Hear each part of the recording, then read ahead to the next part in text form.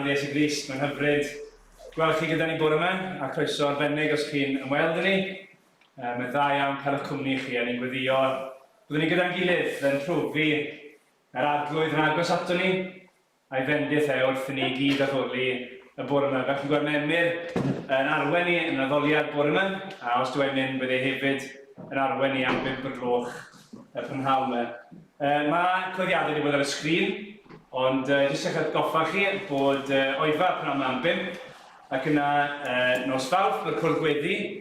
Fyddwn ni nôl nawr yn gallu cyfarfod ar y system hybrid yma, felly chi'n gallu ymuno ar Zoom os chi'n dymuno, neu gallwch chi ddod i'r adeilad fan hyn a fyddwn ni cyfarfod yn y stafell gefen i rhai sy'n dymuno gwneud, yn gyfforddus i wneud, ond bydd hefyd posib cyfarfod ar Zoom. Felly cofiwch am hynny, 7:45 ar nos Fawrth, ac yna pan sgwrs bore dydd Mercher, darlith Wyn a Caerdydd ac emynau Cysnogol ar nos Iau, ac yna clybiau'r plant eto ar-lein wrthnos hon nos Wener. Jyst nodi, oedd cwrdd y nodau pnawn ddod, lot o'n chi yno yn amlwg. A jyst yn nodi bod fel canlyniad y cwrdd aelodau, bydd yn y bleidlais mwyn ethol 3 diacon.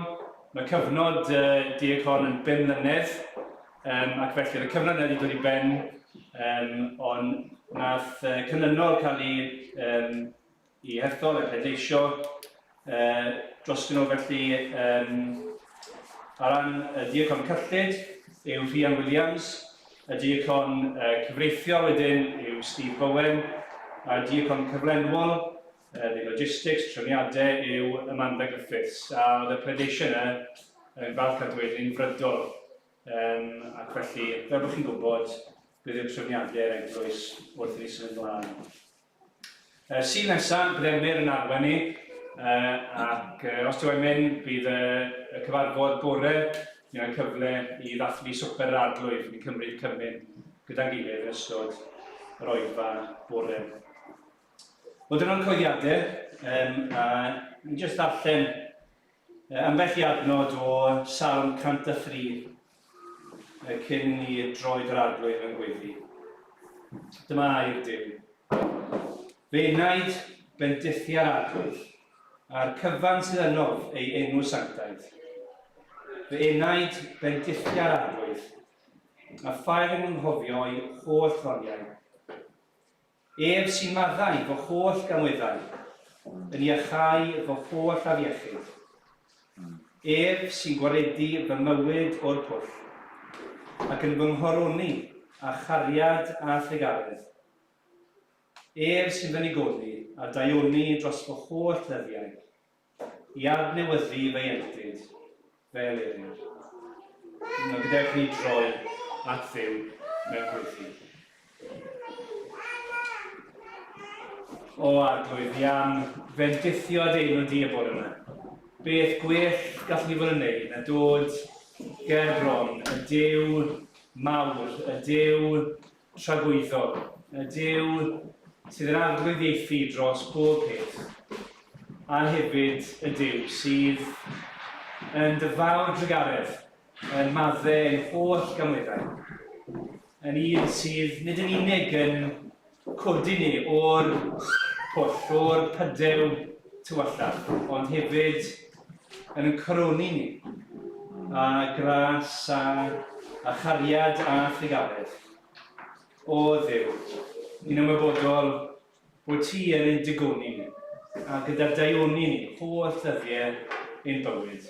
O Dduw, maddau ni bod ni'n anghofio hynny mor hawdd, ac arglwydd ni'n gweddio bore yma yn yr Oedfa ac ar hyd y dydd, y bydde ti yn atgoffa ni ac yn lliwio yn colomen fel bod nhw yn un a dy galon di wrth ni daddoli di. Arglwydd, diolch i ti bod na fyddeiant i ni bore yma yn yr arglwydd Iesu Grist. Da ni'n dod a chyffesu ein pechodau a'n dibyniaeth llwyr ar ei farwolaeth a'i atgyfodiad i.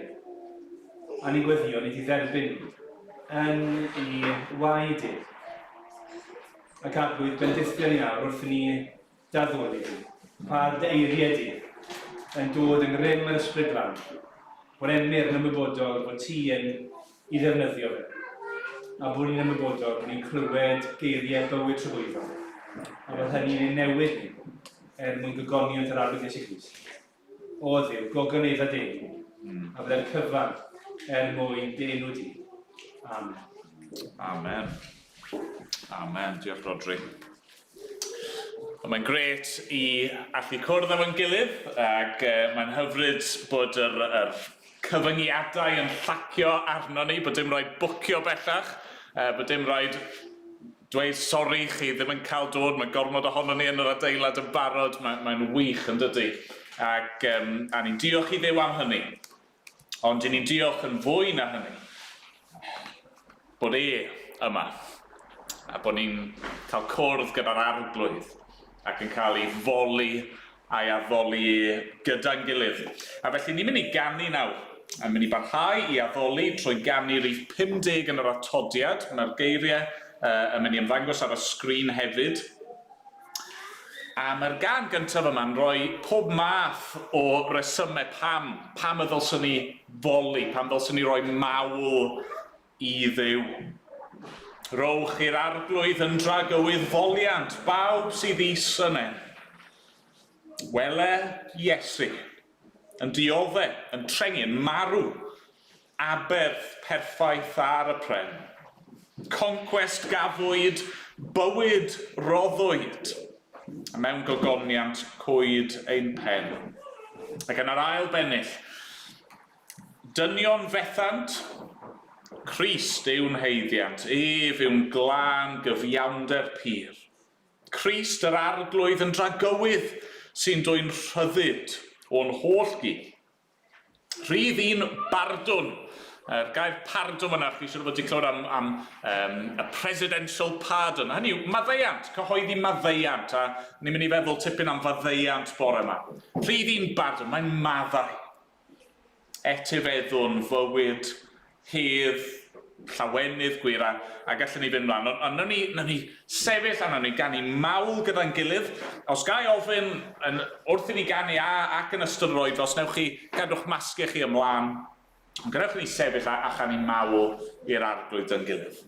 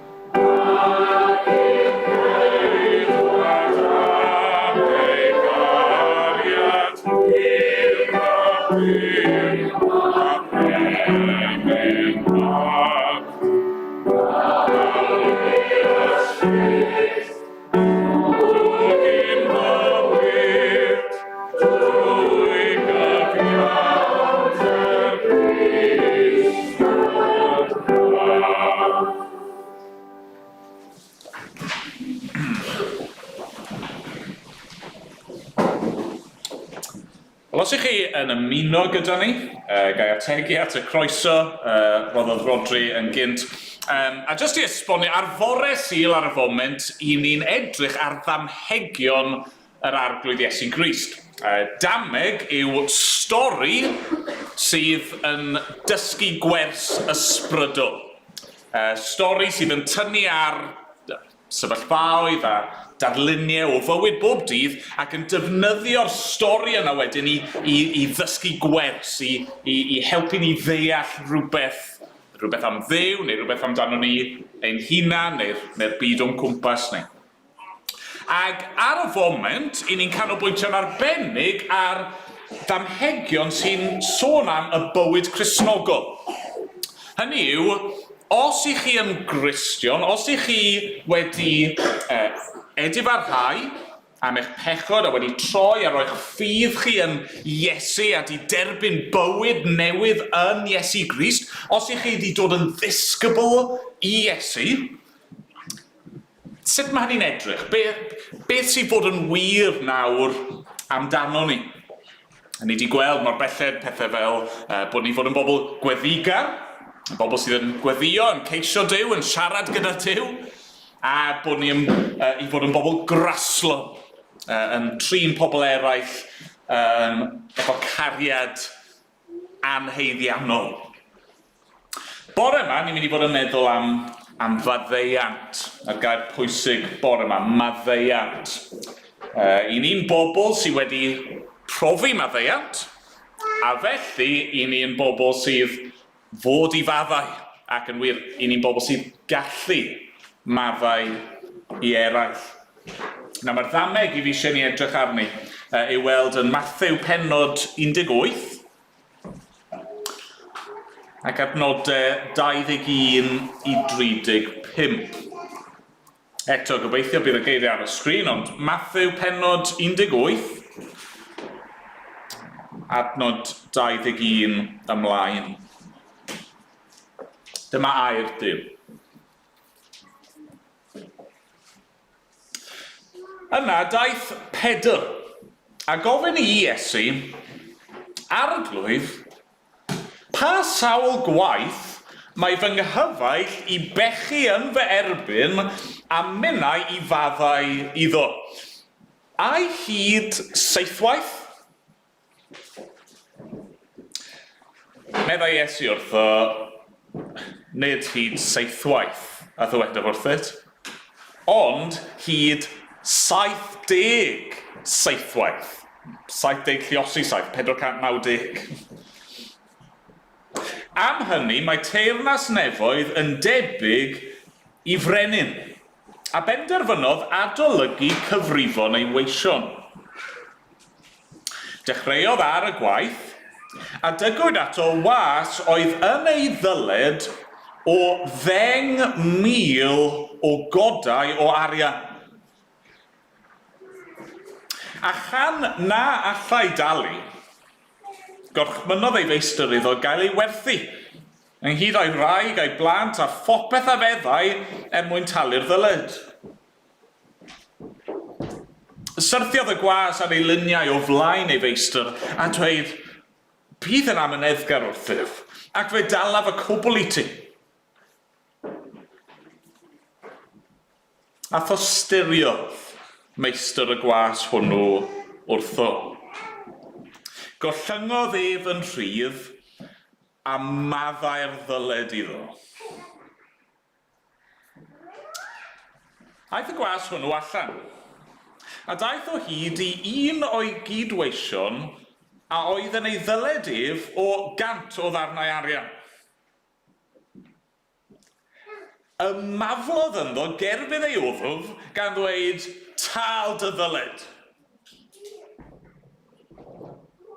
Syrthiodd ei gydwas i lawr a chrefodd arno, bydd yn amyneddgar wrthyf, ac fe dalaf i ti. Ond gwrthododd. Yn hytrach fe aeth a'i fwrw i garchar hyd nes y talau'r ddyled. Pan welodd ei gydweision beth oedd wedi digwydd, fe'i blinwyd yn fawr iawn, ac eithant ac adrodd yr holl hanes wrth ei meistr. Yna galwodd ei feistr ef ato a meddai, y gwas drwg. Fe faddeuais i yr holl ddyled honno i ti am i ti grefu arnaf. Ond i ddyled tithau fod wedi trigyrhau wrth y gydwas fel y gwneithim i wrth y ti? Ac yn ei ddicter, troddododd ei feistr ef i'r poenydwyr, hyd nes y talau'r ddyled yn llawn. Felly hefyd y gnaf yn had nefol i chwithau. Os na fyddai o'ch bob un i'w gyfaith, o'ch calon. Amen. Amen. Diolch i Dduw am ei air yn ar blant. Fi eisiau neud yn siŵr bod chi'n deall yr ddameg yma'r stori yma. Mae'r stori yma i'w wneud gyda maddeuant, forgiveness yn Saesneg, maddeuant, a mae'r ddameg yn sôn am pobl sydd mewn dylid. Okay? A fi eisiau chi bod yn siŵr bod chi'n deall beth yw dylid. Nawr, dylid yw hyn. Right? Fi eisiau chi ddychmygu, just dychmygu, bod fi yn rhoi y darn yma o arian i chi. Okay? A ddim dweud neb yn benodol, fe byddwch chi'n disgwyl bod e'n dod i chi. Dwedwch bod fi yn rhoi'r darn yma o arian i chi. Nid fel anreg, ond bod fi'n benthyg i chi. Right? A bod chi'n cymryd ag enw fi. Mae hwnna nawr yn golygu bod chi mewn dyled i fi am 10 punt. Right? Os i fi'n benthyg hwn i chi, yna chi mewn dyled i fi am 10 punt. A mae'n rhaid i chi talu y ddyled yna yn ôl. Okay? Dyma yw dyled. Maddeiant yn yr achos yna yw bod fi yn dweud paid poeni, ti ddim angen talu fi yn ôl. Nawr, mae Iesu yn dweud dameg. Dameg am frenin, a mae yn edrych i weld faint o ddyled sydd gan pobl iddo fi. Iawn? A mae'n ffeindio un gwas, a mae'r gwas yna mewn dyled nid o 10 punt, ond wir, mewn arian heddi, miliynau a miliynau o bunnoedd. Okay? Mae'r gwas yma ddim yn gallu talu'r brenin nôl. Does dim ffordd mae'n gallu talu y brenin nôl. A felly beth sy'n fod i ddigwydd yw bod y gwas yna yn cael ei dathlu'r carchar a bod yn geithwas. Ond mae'r brenin yn maddau. Mae'r brenin yn dweud, iawn, fi'n maddau, ti ddim yn gorfod talu fi yn ôl. Nawr, mae hynny'n beth gwych, yn dydi? Ni'n mynd i feddwl mor wych yw hynny. Ond yna, wnaethoch chi glywed beth ddigwyddodd nesaf? Dyma'r gwas yma sydd wedi cael maddeiant enfawr, miliynau o bunnoedd. Mae e'n mynd allan a mae e'n gweld ffrind iddo fe, gwas arall, a mae'r gwas yna, falle, mewn dyled o 10 punt iddo fe. Just swm bach. Be chi'n meddwl dylse'r gwas yna fod wedi wneud? Be chi'n meddwl? Swy'n gallu ateb? Be ti'n meddwl, Griff? Ti'n iawn, Griff? Hynny, mae'n stori syml iawn.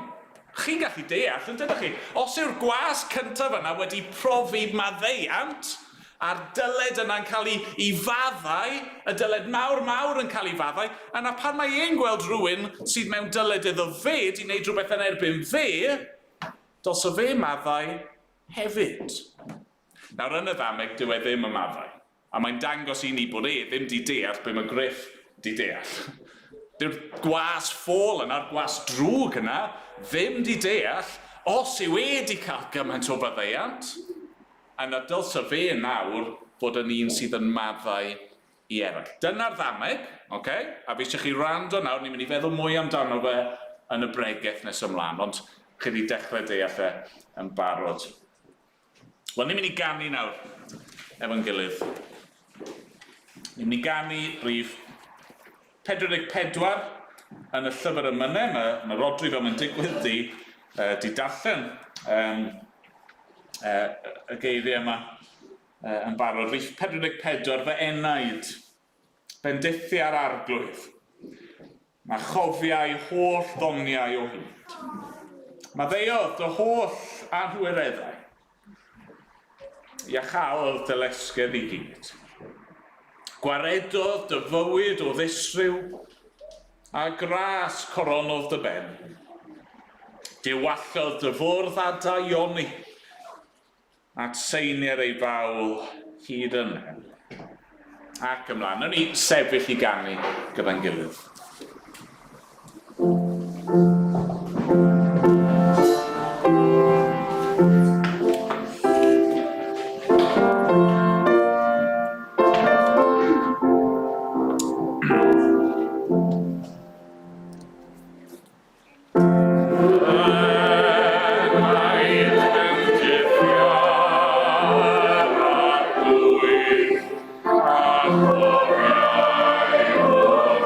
Yeah.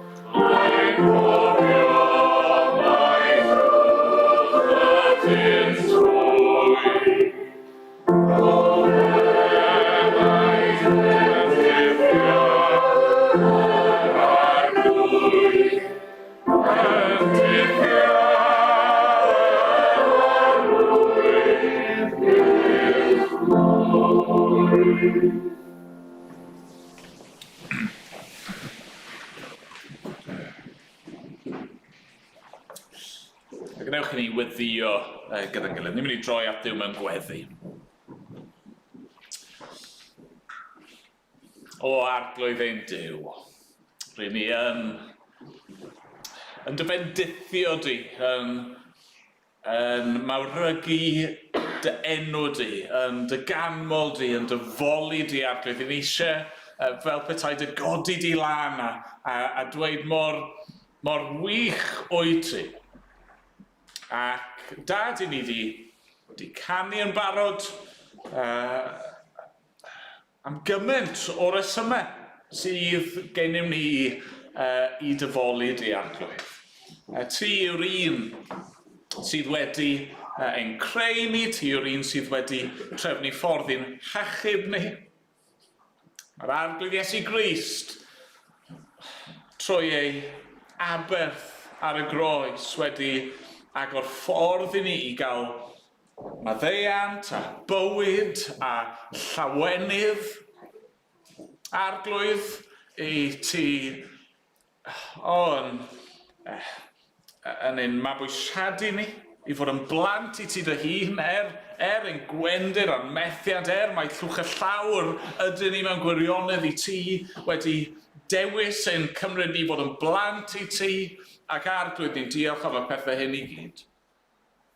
Diolch am dy ddaioni di sydd yn dangos ei hun i ni. Mor am, mor gyson, mewn cymaint o ffyrdd. Arglwydd, ni'n diolch i ti fod gennym ni obaith tragwyddol. Ie, dad, mewn dyddiau ddigon tywyll, pan mae rheini sydd yn awdurdodi yn ein gwlad ni ac yn yr ynysoedd yma i weld mor anghyfiawn arglwydd, a pan mae yna ryfeloedd a sôn am ryfeloedd yn ein byd ni, ac ie, pan mae yna ddaeargrynfeydd a tsunamis yn taro yn ein byd ni, arglwydd, ni'n gweld mae dim ond yno ti, mae gobaith. Dim ond gyda thi mae bywyd. A felly arglwydd, ni'n gweddio dros y sefyllfaoedd yma, ni'n gweddio am gyfiawnder yn ein gwlad ni, ac arglwydd ni'n gweddio am heddwch yn ein byd ni, a ni'n gweddio ni di dostyrio wrth bobl fel, cofyn arbennig am Tonga a'r ardal honno, ond arglwydd yr holl bobl hynny yn ein byd ni sy'n cael ei effeithio gan y pethau hyn.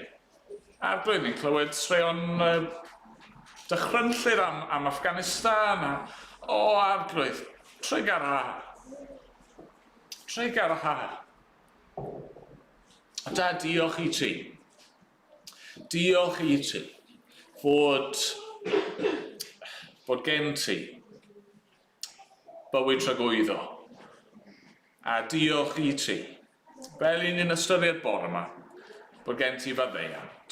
Dad, i ni'n gwybod pan i ni'n chwilio'n calonau'n hun, mae ein problem penna ni. Yr hyn i ni angen cael ein achub ohono fe mwyaf yw ni'n hunan. Ac, Dad, i ni'n diolch i ti. A diolch fod gen ti faddeuant. Llawn a maddeuant rhad i i bob un.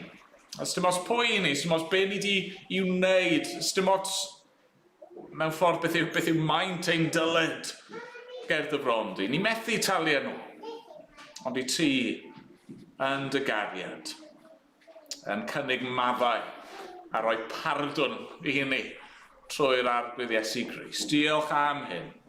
Diolch eto am dy air di a'r ddameg yma. Ni'n gofyn wrth i ni dreulio ychydig o amser nawr y myfyrio ar y ddameg yn neud i siarad â ni os gweli di fod yn dda. Dad, bydd gyda ni nawr. Derbyn hyn. Yn mawl ni am diolch ni achos ti yn unig sy'n ei heiddi fe. Dad, clywyn gweddi yn enw'r arglwydd Iesu.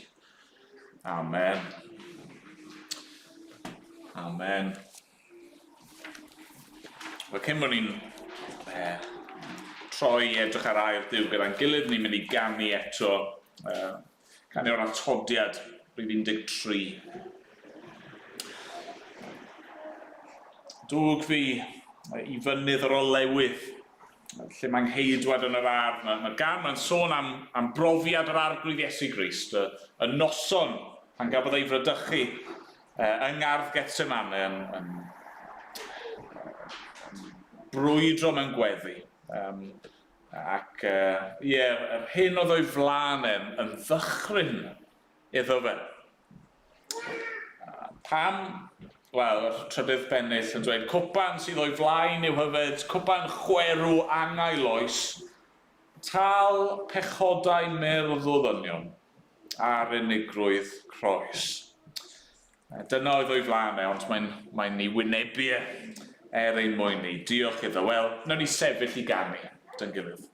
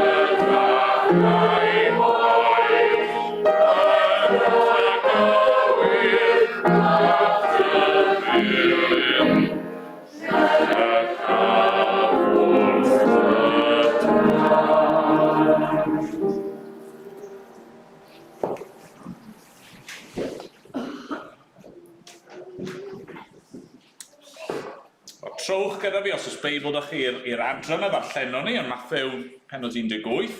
Mae wastad yn help i gael Beibl i ddilyn beth ni'n edrych arno yng ngair Duw.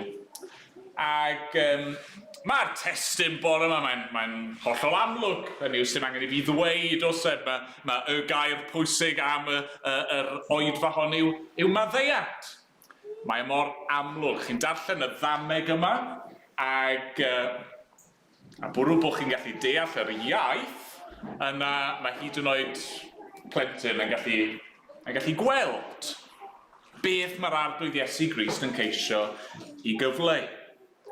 Ac a dweud y gwir, mae hynny'n dod hyd yn oed yn fwy amlwg pan ych chi'n edrych chydig bach ar y cyd-destun. Nawr, wnaethon ni ddim darllen hyn, ond pe bai chi'n troi nôl i'r adran flaenorol, mae Iesu wedi bod yn siarad fyna am sut mae disgyblion, sut mae yr eglwys fod I ddelio gyda pechod. Pan mae pobl yn gwneud rhywbeth yn anghywir, sut ni'n delio gyda hynny? Sut ni yn cymodi gyda'n gilydd ac yn maddau I eraill ac yn ceisio cael person I troi o'i pechod a dod nôl I fewn i'r eglwys. Ac yna'n dilyn syth ymlaen o hynny felly, mae Pedr yn gofyn y cwestiwn yma. Mae'n amlwg yn poeni I ben am pa mor aml mae hyn yn gorfod digwydd. Os oes rhywun yn gwneud cam a fi, os oes rhywun yn pechu yn fy erbyn I, sawl gwaith sydd rhaid I fi gymodi, sawl gwaith sydd rhaid I fi faddau. A mae Pedr yn amlwg yn meddwl bod e'n reit raslon, yn reit hael ac yn cynnig ife 7 gwaith. Right? Os oes rhywun yn gwneud cam yn fy erbyn I, ydw I fod I faddau a maddau a maddau cymaint a 7 o weithiau. A mae Iesu yn ateb mewn ffordd sy'n dangos bod Pedr, ti ddim di deall. Ti dal ddim di deall sut mae teyrnas nefoedd yn gweithio. Ti ddim di deall be mae bod yn ddisgybl I fi yn golygu. Ti ddim yn deall sut mae yr eglwys fod I drin ei gilydd. Meddai Iesu wrtho, nid hyd 7 gwaith, a ddwedem wrthynt. Na, nid 7 gwaith. Ond hyd 7 gwaith. Os chi ddim yn dda'r mathemateg, fel fi, 490 yw hynny. 70 lluosi gyda 7. Nawr, nid jyst rhyw ateb clyfar gan Iesu yw hynny. Dwi ddim chwaith jyst yn gweud o'na, nid 7 rhif cymharol fach, ond 490 sef rhif enfawr a bod ni actually fod I cael rhyw fath o spreadsheet allan a cadw trac lan at 490. Na, mae ateb Iesu fan hyn yn un hynod o gyfoethog. A gweud y gwir, a fi gwrth o watch yn hun, mae bron a bod pregeth gallwn ni roi just ar yr ateb yma. Be mae'r 77 gwaith yn golygu. Mae'n arwydd o cael. I ddeall yn iawn, ni'n gorfod troi nôl a gweud y gwir I ddechrau'r Beibl I lyfr Genesis. Yn ôl yn Genesis 4, mae gennych chi'r achos ofnadwy yma lle mae Cain, chi'n cofio'n lladd ei frawd. Ac mae Duw yn dricarog iawn wrth Cain. Ac yn dweud wrth Cain, bydd yn amddiffyn I fywyd. A mae Duw yn dweud, os oes unrhyw un yn dy ladd di, bydd yna ddial 7 gwaith yn digwydd arnyn nhw. Mewn ffordd, mae jyst yn gweud, fi'n mynd I gadw dy fywyd di yn ddiogel rhag bod pobl eraill yn dyfarnu di a dy gosbi di, achos fi yw'r barnwr. Chydig bach ar ôl hynny, mae un o ddisgynyddion Cain, dyn o'r enw Lamech, mae e'n lladd person. A mae'n brolio, mae'n canu'r can yma, yn Genesis 4:24, mae'n dweud, os dielir am Cain 7 gwaith, yna Lamech 7 ddengwaith a 7 gwaith. 77 gwaith. Okay? So mae Lamech fan'na'n dweud, right, os oedd Cain yn mynd I gael I ddial arno 7 gwaith, wel fi'n mynd I ddial ar pobl 77 o weithiau. Os oes rhywun yn fy nharo I, fi'n mynd i'w lladd nhw, dyna nath. Felly'r syniad sydd yn ni yn Genesis 4, gynnar iawn yn hanes y byd, yw mae'r agwedd sydd yn ymddangos yn y byd yw os oes rhywun yn gwneud cam â chi ddim yn maddau, chi'n dial. Chi ddim jyst yn deall 7 gwaith, ond os ych chi fel Lamech, chi'n deall 77 o weithiau yn fwy ffyrnig na beth sydd wedi digwydd i chi. Mae Iesu yn dweud nid fel yma, mae teyrnas nefoedd. Ni ddim yn maddau 7 gwaith. Ni ddim yn maddau 77 o weithiau yn gwrthwneud Lamech. Ni'n maddau 70 lluosi 7 gwaith yn eithafol fwy. Ond wrth gwrs, mae geiriau Iesu hefyd yn cyfleu rhywbeth arall, achos chi'n cofio, chi'n darllen ymlaen wedyn yn yr Hen Testament, a mae rhif 7 yn codi o hyd ac o hyd. 7 diwrnod mewn wythnos. Y 7fed dydd o'r wythnos yn ddiwrnod o ryddid. Cael eich ryddhau o waith. Cael eich ryddhau o orfod gweithio, a chi'n cael gorffwys. Ac yna, 7 diwrnod, pob 7 mlynedd, roedd yna flwyddyn o ryddid i'r ceithion. Os o'ch chi'n geithwais, yn y 7fed flwyddyn, roeddech chi yn gallu cael eich ryddhau. Oedd eich dyledion chi yn bersonol yn cael ei maddau, ac o'ch chi'n gallu mynd yn rhydd. Ac yna'n fwy na hynny, pob 7 lluosi 7 o flynyddoedd, so pob 49 blwyddyn, ar yr hanner canfed blwyddyn, oedd pawb yn cael maddeuant. Oedd unrhyw tir oedd wedi cael ei werthu, unrhyw un oedd wedi ffeindio hunan mewn trafferthion ariannol, oedd hynny gyd yn cael ei glirio, a pawb yn dychwelyd nôl i'w tir ei hunan, tir ei teulu nhw. A nawr mae Iesu fel petai'n gweud, yn Nheyrnas Nefoedd, i ni'n mynd cam yn bellach eto. Neu jyst ryddid o weithio, neu jyst ryddid o ddyledion, neu jyst ryddid o'r trafferthion daearol yma, ond ryddid llwyr, maddeuant llwyr. Ac yna wrth gwrs, os o'ch chi gyda ni nos Sul diwetha, chi'n cofio yn llyfr Daniel. Daniel yn rhoi gweld y cyfnod yma o 70 lluosi 7 o flynyddoedd. Cyfnod o amser yma nes bydde ryddid yn dod. A mae Iesu fel petai'n dweud fan hyn, mae'r amser yna, yr amser o Daniel yn ei rhagweld, mae e wedi cyrraedd yno fi. Dyw e ddim yn golygu o hyn allan chi'n maddau 490 o weithiau. Na, be mae'n golygu yw hyn, os ych chi yn Gristion, os ych chi'n rhan o Deyrnas Nefoedd, os ych chi'n ddisgybl i fi, yna dylsech chi ddim hyd yn oed fod yn gofyn y cwestiwn yna, Pedr. Ti ddim yn fod i ofyn sawl gwaith sydd rhaid i fi faddau.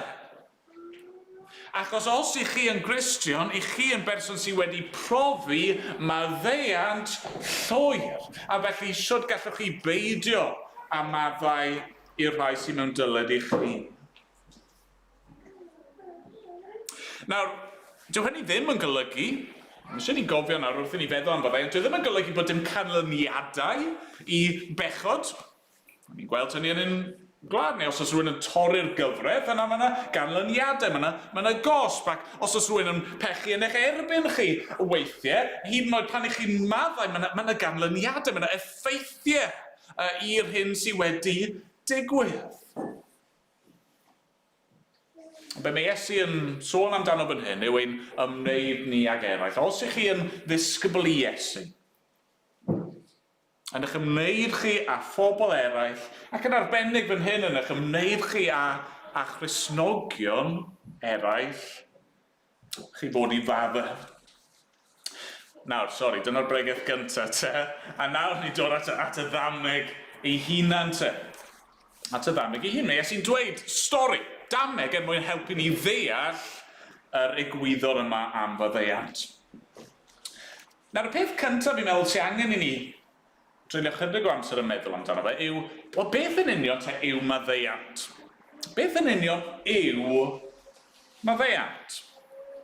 Mae Iesu'n dweud stori am brenin a gweision sydd mewn dyled ariannol, a fi'n credu mae hwnna'n help, yn dydi? Mae Iesu'n helpu ni ddeall beth yw maddeuant. Wel, mae e'n rhywbeth costus a mae e rhywbeth sydd i'w wneud efo dyled. Mae yna debygrwydd rhwng maddau i berson a pan mae dyled yn cael ei glirio. Na i roi esiample i chi o hyn mewn bywyd arferol. Mae rai esiample yn ddigon amlwg yn dyn.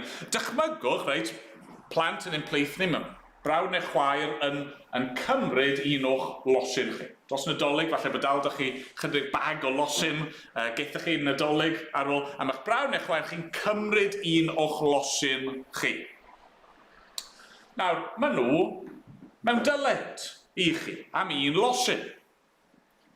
Ac os ych chi yn maddau iddyn nhw, beth ych chi'n gwneud fyna yw roi lan eich hawl chi ar y losin yna. Maen nhw mewn dyled i chi a chi yn maddau iddyn nhw.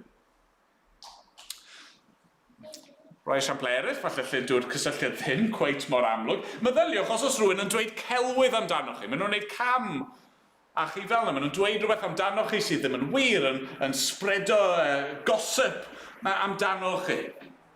Be maen nhw'n gwneud fyna? Wel, maen nhw'n cymryd eich enw da chi i ffwrdd. Maen nhw'n dwyn y gwirionedd mewn ffordd oddi wrthoch chi, a felly maen nhw nawr mewn dyled i chi. Neu os oes rhywun yn eich brifo chi, yn gorfforo, a maen nhw'n cymryd eich iechyd chi oddi wrthoch chi. Mewn ffordd sydd ddim yn iawn, maen nhw mewn dyled i chi. Os ydyn nhw yn eich camdrin chi yn emosiynol, maen nhw yn cymryd eich iechyd emosiynol i ffwrdd. Maen nhw mewn dyled i chi. Ac pa mae rhywun mewn dyled i chi, pa mae rhywun yn gwneud cam â chi, yn ddigon naturiol yn ymateb ni yw bod ni eisiau cyfiawnder.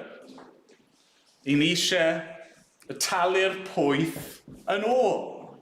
Ti di cymryd hwn gen y fi, felly fi'n mynd i gymryd hwn gen y ti i wneud yn iawn.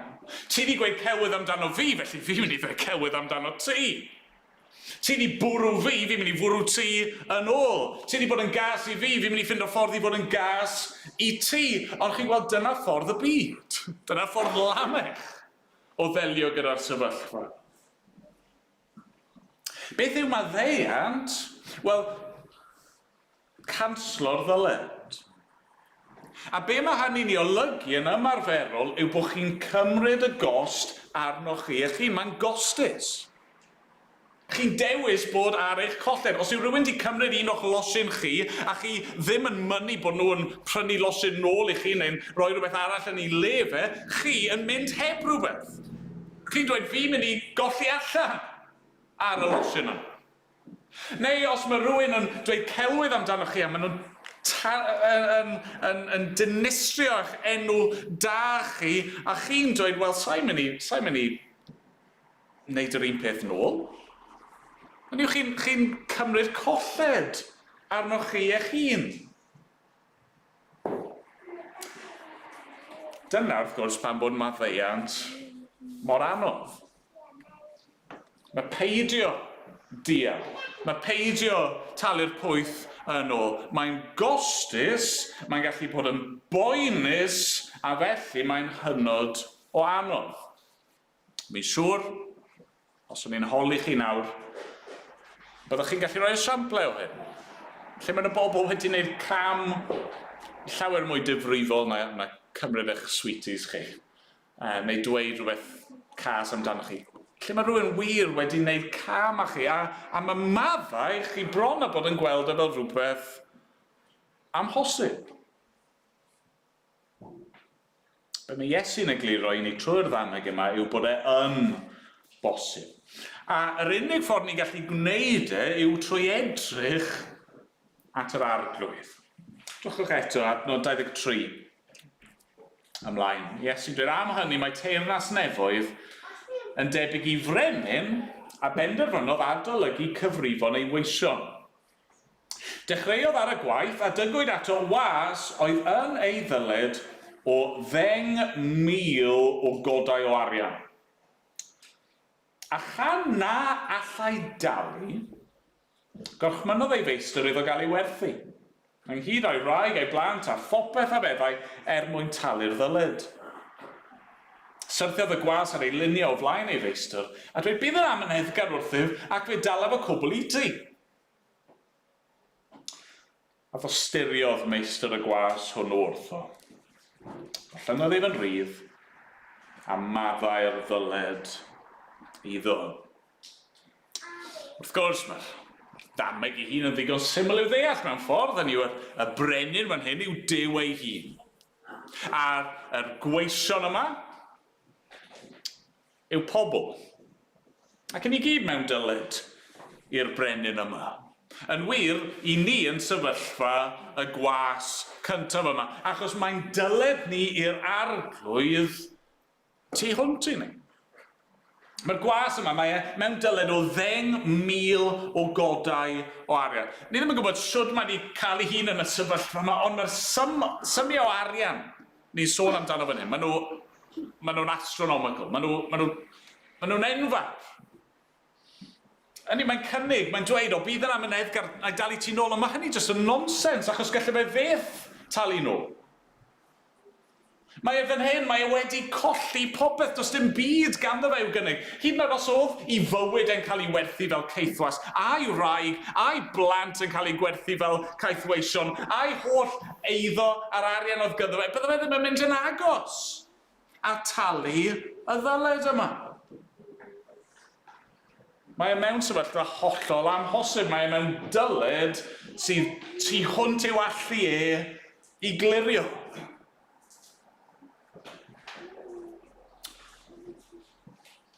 Tostiriodd meistr y gwas. Mae'r brenin yn gweld y sefyllfa, mae'n gwybod, dyw'r gwas yma beth yn mynd i allu fy nhalu i nôl, ac mae e'n tostirio, a mae e yn maddau. Nawr, be mae hynny'n golygu? Wel, yn ymarferol, fel ni wedi gweld yn barod, be mae hynny'n golygu yw fod y brenin yn cymryd y gost arno fe ei hun.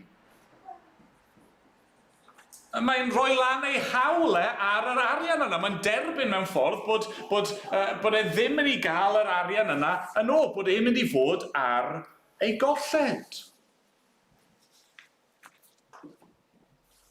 A dyna'n union sut mae'r arglwydd yn trin ni. I ni mewn dyled i Dduw. I ni wedi byw ein bywydau ni mewn ffordd sydd yn wrthryfelgar yn ei erbyn e. Ni ddim wedi rhoi'r clod mae'n heiddi, ni ddim wedi byw fel mae'n heiddi, ni wedi pechu, ac i ni ddim yn gallu gwneud iawn am hynny. Ni methu talu Duw yn ôl. Hyd yn oed os o'n i'n trial ein gorau, byddwn ni beth yn gallu gwneud digon fel petai i dalu'r ddyled. A felly beth sy'n digwydd? Wel, mae Duw ei hun, ymherson yr arglwydd Iesu Grist, yn dod ac yn cymryd ein dyled ni arno fe ei hun. Dyna sy'n digwydd. Hynny mae rhywun yn gorfod talu. Mae ddeiant ddim yn golygu bod y peth jyst yn diflannu, ydy e. Mae rhywun yn colli allan. Mae rhywun yn cymryd y gost. Yn y ddameg y brenin sy'n cymryd y gost. Yn ein profiad ni, yr arglwydd Iesu sydd yn cymryd y gost. Mae'n talu'r pris. Mae'n talu ein dyled ni.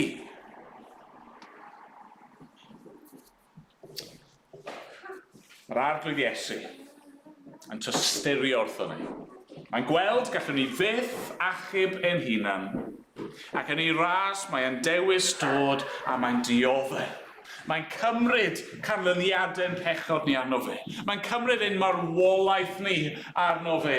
Mae'n cymryd i'r gosb yna i ni'n ei heiddi arno fe ei hun. A dim ond pan ni wedi deall hynny, byddwn ni yn bobl sy'n wir yn gallu maddau i eraill.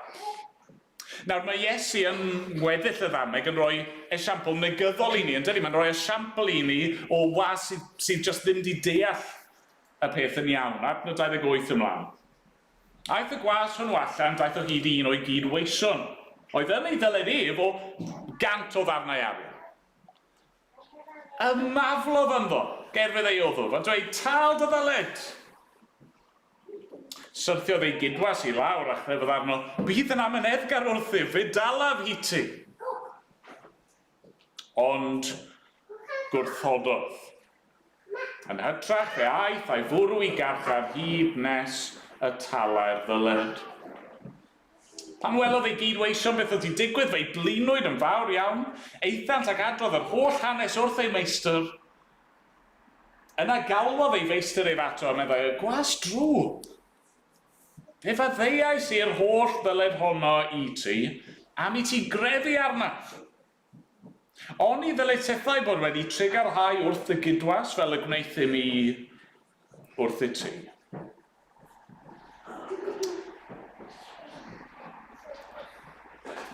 Mae plant yn gallu deall y pwynt. Mae'r gwas yma yn amddwyn yn anghywir.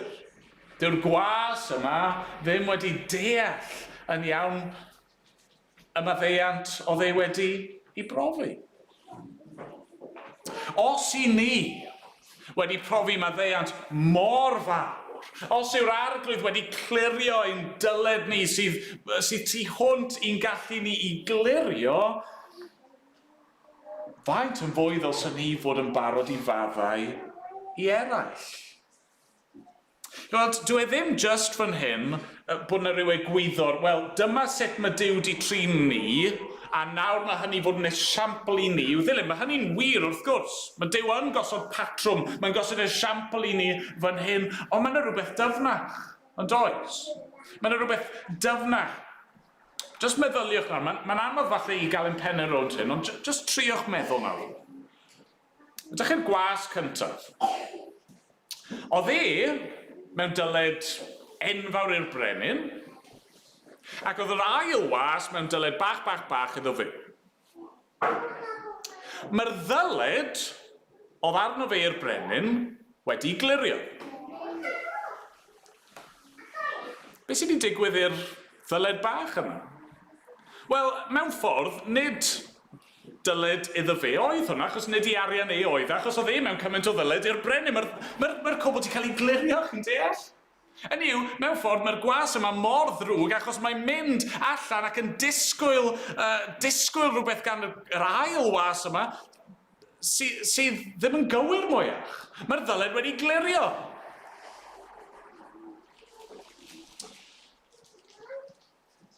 Dyma sydd ni'n gallu maddau, chi'n gweld. Achos ni'n deall nawr bod yr arglwydd wedi maddau i ni. Ac i ni'n deall nawr fod pob pechod yn y bôn yn bechod yn erbyn Duw, a felly ni ddim yn gorfod dal dig yn erbyn eraill. Ni ddim yn gorfod mynnu dial neu mynnu bod nhw'n talu ni nôl rwsut neu yn gwneud iawn am y peth rwsut arall. Ni'n gallu dweud man iawn, fi'n gallu maddau ti, achos Duw beth bynnag i ti wedi gwneud i fi, ni wedi dweud amdano fi, sdim grym gyda hwnna drosto fi, achos fi'n iawn gyda Duw. Mae yna rym goruwch naturiol yn y gallu sydd gan y Cristion i faddau. A mae e dim ond yn dod trwy'r maddeuant i ni wedi brofi. Fi'n ymwybodol fod y bobl yma bore yma. Falle bod chi wedi cael cam. Falle bod y bethau ofnadwy wedi digwydd yn eich profiad chi a sdim syniad gen i, sdim syniad falle gan neb arall yn y stafell yma, falle sdim syniad gan neb arall yn y byd. Heblaw am y person sydd wedi gwneud cam â chi. A mae yna hanesion erchyll wrth gwrs am bethau sydd yn digwydd. A falle bod chi'n meddwl â chi nawr, sŵd gallai faddau'r person yna? Sŵd gallai roi lan yn hawliau fel petai? Sŵd gallai beidio a dal dig yn ei erbyn nhw mwyaf? Yr ateb yw yn y nerth yn hunan, os i ni jyst yn dilyn esiampl dda, i ni methu. Yr unig ffordd ni'n gallu gwneud yw trwy cadw'n llygynian o fe. Yr unig ffordd ni'n gallu gwneud yw trwy sylweddoli, wel, mae'n holl ddyledion ni wedi clirio. Fi'n rhydd yna. Fi'n rhydd o fy mhechod i, ond fi'n rhydd hefyd o'r angen i ddial. Fi'n iawn gyda Duw, mae gen i fywyd tragwyddol ynddo fe, sdim angen dim byd mwy arno fi. Bydd ni dynyddio'r esiampl o'r blaen, i'n siŵr, ond mae peidio dial, mae e fel trysor radioactif. Chi'n teimlo bod chi siŵr o fod eisiau dal gafel yn y trysor, ond mae'n radioactif, mae'n lladd, mae'n dinistrio, mae'n ei niwed i chi. A mae'n rhywbeth, falle yno chi, os ych chi wedi cael eich brifo, chi eisiau dal mlaen i'r dicter yna, chi eisiau dal mlaen i'r teimladau yna. Ond mae'n niweidio, mae'n ddinistrio, mae'n lladd. Dyna mae'r arglwydd Iesu'n dweud ar y diwedd, mae'r rybydd yma. Felly hefyd gwna fy nhad nefol i chwythau, os na faddeuwch bob un i'w gyfaill o'ch calon. Mae'n dweud, os ych chi'n profi trwy eich diffyg maddeuant, bod chi erioed wedi profi maddeuant eich hunan, a chi dal yn eich pechod, a chi dal yn mynd i wynebu canlyniadau eich pechod. Mae eisiau ni adael fynd, mae eisiau ni faddau. Os na rhywun i chi angen maddau nhw? Os na rhywun chi wedi bod yn dal dig wrthyn nhw ac yn dal gafel yn yr angen, yr eisiau yna i ddial. Eisiau chi adael fynd? Chi'n gallu gadael fynd? Oherwydd y maddeuant rhyfeddol i ni wedi brofi. A diolch i'r arglwydd am hynny.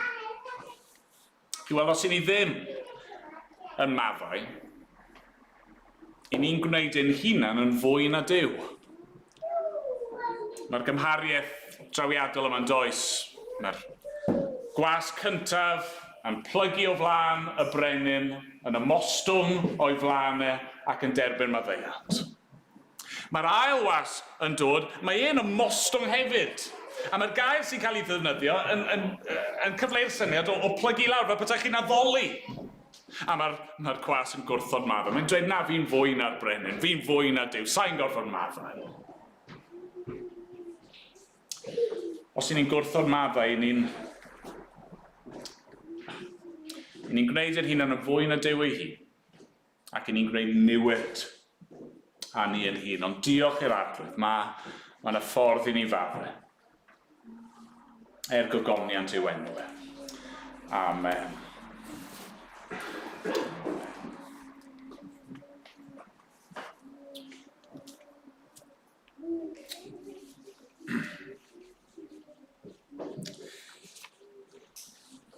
Ni'n mynd i ganu efo'n gilydd. Ni'n mynd i ganu rhywun 594 yn y llyfr yma.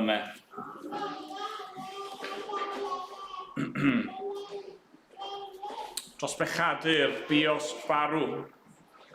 Dros bechadur ar y pren dioddefais hoelion llymion nes i torfod crymu pen. Dwed i mi ai fi oedd hwnnw, gofiodd cariad rhad mor fawr. Marw dros un bron a suddo yn gehenna boeth i lawr. Ac ymlaen, yn ei sefyll i ganu. Dyn gilydd.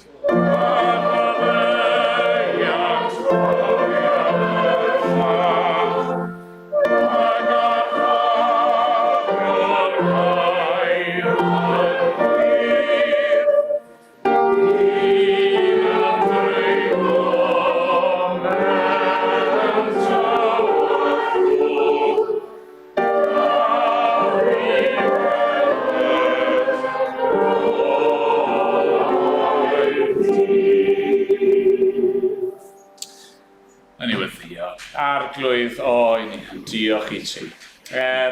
Maent ein byd bod ti yn cynnig maddeuant i ni. Ac, arglwydd, i ni mor ddiolchgar i ti. I ni gorfoleddu yno ti. Ac, dad, i ni'n gofyn nawr yn neud yn helpu ni i ddangos bod ni wedi deall y pethau hyn yn iawn, a bod ni wedi profi'r maddeuant yna wrth i ni faddau eraill, arglwydd. Helpa ni yn hyn. Ni'n cyffesu, mae yn anodd, mae yn gostus, ac eto dwi ddim yn cymharu efo y gost talodd yr arglwydd Iesu mwyn maddau ni. Helpa ni felly yn ein gwendyr, os gweli di fod yn dda, bydd gyda ni nawr arglwydd. Bendithia yn amser ni o gymdeithasu gyda'n gilydd, bendithia weddill y dydd. A mae'n bod ni'n gofyn yn enw'r arglwydd Iesu. Amen.